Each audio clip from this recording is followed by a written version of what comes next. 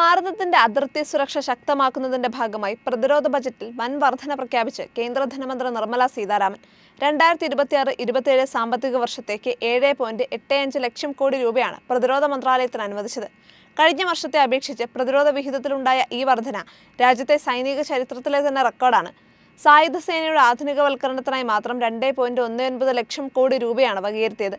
ഇത് കഴിഞ്ഞ വർഷത്തേക്കാൾ 21.84% കൂടുതലാണ്.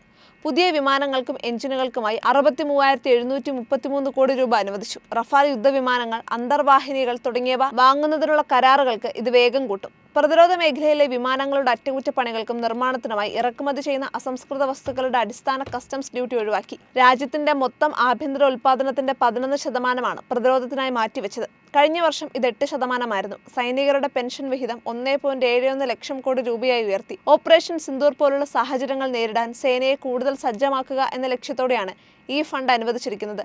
ആത്മനിർഭർ ഭാരത് പദ്ധതിയുടെ ഭാഗമായി തദ്ദേശീയമായ ആയുധ നിർമ്മാണത്തിനും ഗവേഷണത്തിനും ബജറ്റ് വലിയ പിന്തുണ നൽകുന്നുണ്ട്.